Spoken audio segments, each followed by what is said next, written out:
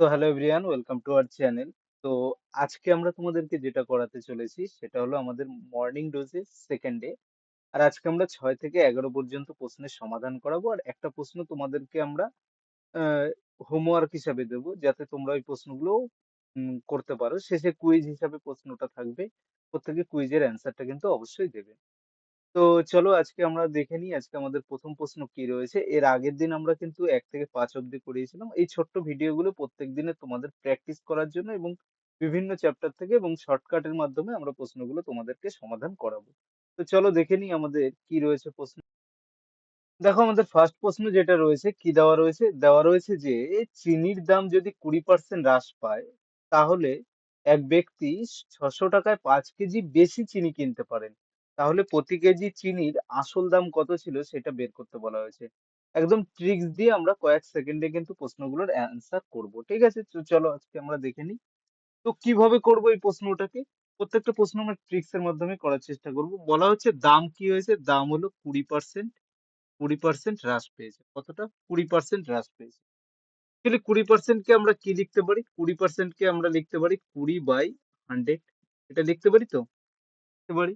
যদি এটাকে কেটে দিই আমাদের কত আসে? 1/5। তাই তো? 20 দিয়ে কাটলে আমাদের 1/5। অর্থাৎ আমরা বলতে পারি আগে জিনিসটার দাম যদি আমাদের 5 টাকা থেকে থাকে, এখন কমেছে কত? 1 টাকা দাম কমেছে। 20% যেহেতু দাম কমেছে। অর্থাৎ এখন দাম কত হয়েছে? তুমি বলবে এখন দাম হয়েছে কত? যদি দামের কথা আমরা ভাবি, তাহলে দাম ভাবলে কিন্তু দেখো আমি লিখে লিখে করাচ্ছি বলে একটু বেশি মনে হবে, কিন্তু এটা কিছু না। দাম যদি আগে যদি 4 টাকা থেকে আগে যদি 5 টাকা থেকে থাকে, এখন দাম হয়েছে কত? 4 টাকা দাম হয়েছে। হয়েছে? এখন বলা হয়েছে তাহলে জিনিস কি হবে? দেখো দাম আর জিনিস তো উল্টো। যদি দাম কমে জিনিস বেশি পাবো, দাম বাড়লে জিনিস কম পাবো।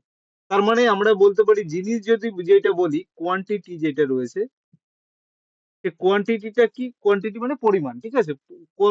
পরিমাণ কি হবে? এর উল্টো হবে। অর্থাৎ আগে যদি আমাদের 4 কেজি পেত, এখন 5 কেজি পাবে। জাস্ট বলার জন্য বলছি আমরা।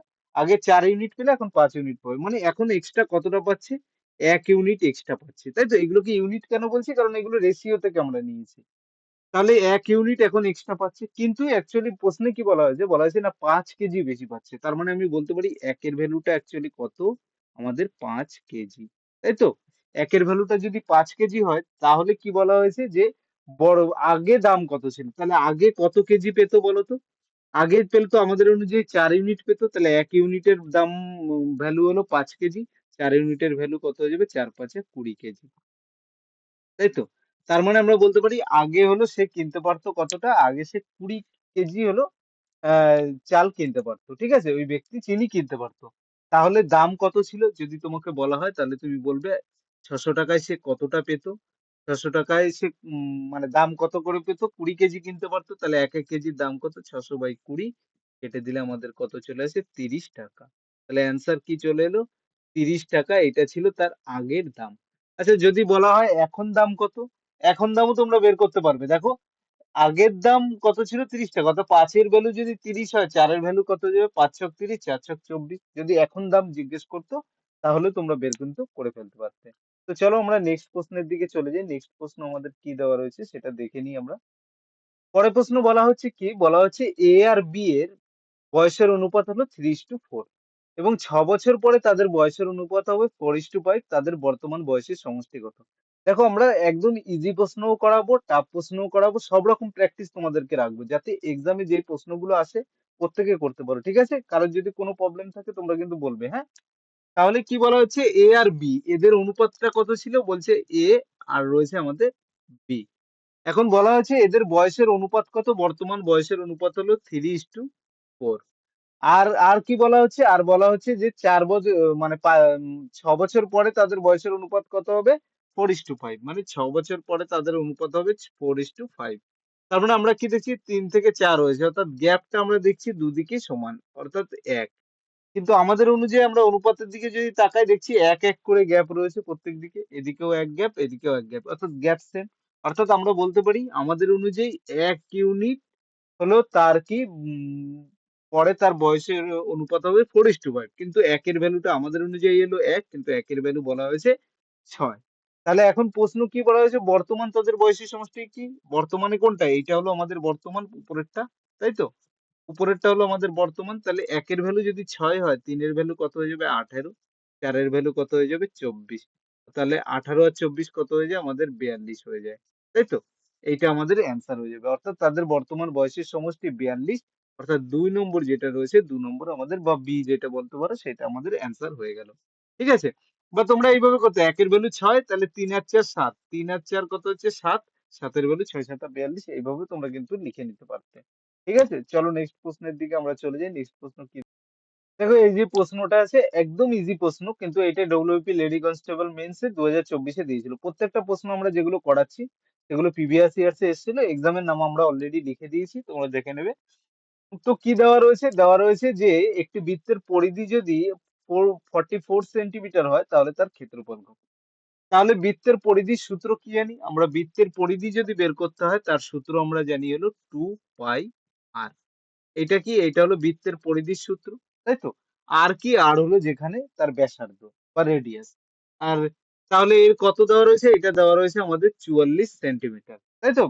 পরিধি মানে কি, পরিধি মানে ওর চারিদিকের যে এই চারিদিকে যে বাউন্ডারিটা, সেটাকে বলা হয় পরিধি, তাই তো। একটা বৃত্ত, এরকম একটা বৃত্ত, এর চারিদিকে যে বাউন্ডারি, সেটাকেই তার বলা হয় কি, তার উম বৃত্তের পরিধি। এখন বলা হচ্ছে 2 পাই আর, এইটা তাহলে আর ইজ ইকুয়াল টু কত, 2 পাই এর ভ্যালু কত হয়ে যায় 22/7, আর আর ইজ ইকুয়াল টু 44, তাই তো। এখান থেকে 22 আর 2 44 কেটে গেল, আর এর ভ্যালু কত এসে দাঁড়ালো, আর এর ভ্যালু এসে দাঁড়ালো আমাদের 7। কিন্তু এখন প্রশ্নে কি বলা হয়েছে, বলা হয়েছে তার ক্ষেত্রফল কত সেটা বের করতে। তাহলে ক্ষেত্রফলের সূত্র আমরা কি জানি, ক্ষেত্রফলের সূত্র জানি আমরা বৃত্তের ক্ষেত্রে পাই আর স্কোয়ার, তাই তো। তাহলে পাই মানে কত 22/7, আর মানে কত, আর আর স্কোয়ার মানে কত 7 স্কোয়ার, তাই তো, 7 স্কোয়ার। 7 স্কোয়ার মানে 7 গুণ 7, তাই তো, 7 গুণ 7।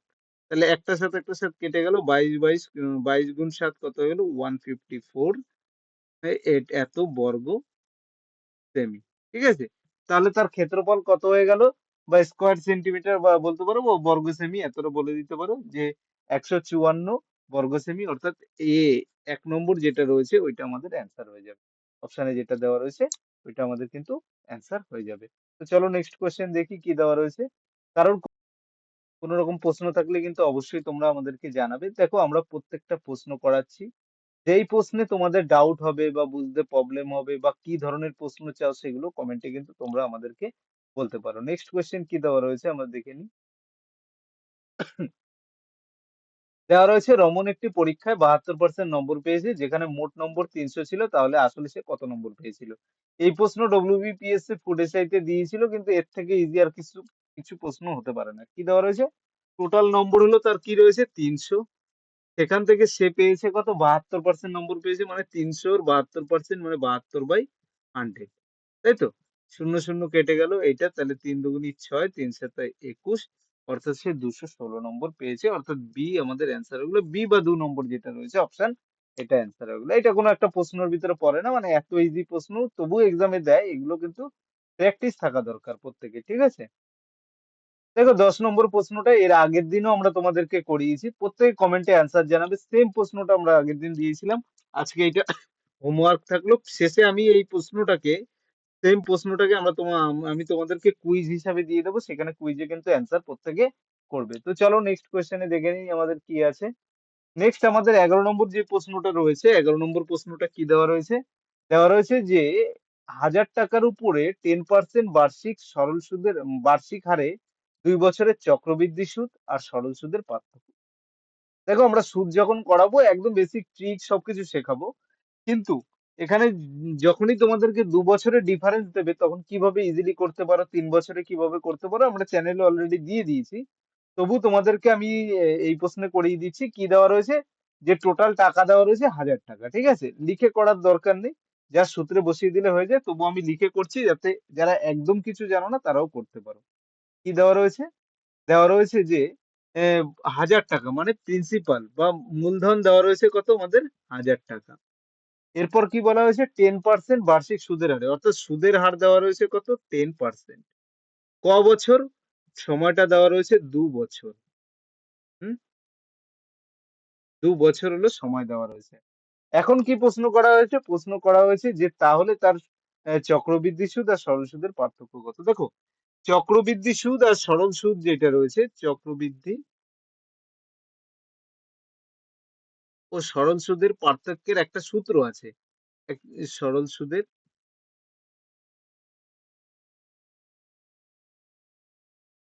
যে পার্থক্য, তার একটা সূত্র আছে। সূত্রটা কি? সূত্রটা মনে রাখবে। প্রত্যেকে যখনই দেওয়া হয়, মানে তোমাদেরকে যখনই জিজ্ঞেস করা হবে, সূত্রটা হলো পি মূলধন into R square by 100 square. কি? পি কি মূলধন, আর হলো সুদের হার। কোন ক্ষেত্রে? যখন টাইমটা হলো 2 বছর। 3 বছরের ক্ষেত্রে আলাদা সূত্র আছে, কিন্তু যে 3 বছরে আমরা একটা অন্যরকম ট্রিক্স দেখিয়েছিলাম যাতে ইজিলি আরো হয়ে যায়। তো এই সূত্রে যদি জাস্ট বসিয়ে দাও তাহলে কিন্তু আমাদের অ্যান্সার চলে আসে। তাহলে এই সূত্রে যদি আমরা বসাই তাহলে কি হয়ে যাবে? পি এর ভ্যালু কত দেওয়া রয়েছে? পি এর ভ্যালু দেওয়া রয়েছে আমাদের 1000 টাকা। ঠিক? 1000 তো না, 10,000, 1000 টাকা। আর স্কোয়ার মানে আর কত? 10%, মানে 10 স্কোয়ার। 10 স্কোয়ার মানে কত? 10 গুণ 10, তাই তো? 10 স্কোয়ারকে 10 গুণ 10 লিখে দিলাম। বাই আমাদের কি হয়ে যায়? বাই আমাদের 100 হয়ে যায়। তাহলে যদি কেটে দিই, শূন্য শূন্য কেটে যায়, শূন্য শূন্য কেটে গেল। অর্থাৎ আমাদের এইটা কি এসে কি দাঁড়ালো? এই এখন আমাদের যেটা বের করতে বলা হয়েছে সেটাতে কি হচ্ছে? 1000 হওয়ার কথা। কিন্তু দেখো, যেই ভুলটা প্রত্যেকে করবে, আমি সেটাই কিন্তু এখানে তোমাদেরকে বোঝানোর জন্য ভুলটা করলাম। ভুলটা কি? ভুলটা দেখো, এখানে আছে 100 স্কোয়ার, কিন্তু আমরা লিখেছি একটা 100। ম্যাক্সিমাম স্টুডেন্টরা এইটাই ভুল করে, যে 100ই করে। অ্যাকচুয়ালি কি হবে? দুটো 100 হবে এখানে। 100 স্কোয়ার, তাহলে কি আর একটা শূন্য কেটে গেল, এইটা এইটা। তাহলে অ্যান্সার আমাদের কি এলো? 10। অর্থাৎ এদের পার্থক্যটা কত হবে? 10 টাকা। এটা অ্যান্সার আসবে। ঠিক আছে? তাহলে কি হলো? তাহলে আমরা এখানে দেখলাম যে এখানে আমাদের কি কি চলে এলো, যে P R square by 100 square. বারবার বলছি, কেউ কিন্তু 100 স্কোয়ারের জায়গায় শুধু 100 লিখে দেবে না, তখন 1000 আসবে, অপশনে মিলবে না। অ্যাকচুয়ালি 100 স্কোয়ার, এটাই অনেকে ভুল করে, ম্যাক্সিমাম জায়গায় এইটাই ভুল করে। অনেক জায়গায় সূত্রটাই কিন্তু এইভাবে লেখা থাকে, পি ইন্টু আর বাই 100 তার স্কোয়ার, এইভাবেও কিন্তু সূত্রটা লেখা থাকে। ঠিক আছে? যেভাবে তোমাদের মনে হয় সুবিধা সেইভাবে করবে, কিন্তু 100 স্কোয়ার করতে ভুলবে না। অর্থাৎ অ্যান্সার আমাদের কি চলে এলো? অ্যান্সার 2 নম্বর যেটা রয়েছে, 2 নম্বর আমাদের অ্যান্সার চলে এলো। তো দেখো, আজকের এই ভিডিওতে আমরা তোমাদেরকে সমস্ত করালাম যে কি কি ধরনের প্রশ্ন আমাদের এক্সামে আসে, সেই নিয়ে আলোচনা করলাম। এই ছোট্ট ছোট্ট ভিডিওগুলোতে আমরা এই কারণেই করাই, যাতে তোমাদের প্রত্যেক দিনের প্র্যাকটিস থাকে। তো ভিডিওটাকে লাইক এবং শেয়ার করো। চ্যানেলে প্রথম হলে চ্যানেলটাকে কিন্তু সাবস্ক্রাইব করতে ভুলো না। যারা টেলিগ্রাম, হোয়াটসঅ্যাপ এবং ফেসবুকে আমাদের সাথে যুক্ত হওনি, অবশ্যই যুক্ত হয়ে নাও। ফেসবুকেও সেম ভিডিওগুলো তোমরা পেয়ে যাবে। তো চ্যানেলটাকে কিন্তু প্রত্যেকে সাবস্ক্রাইব করে নাও। Thank you.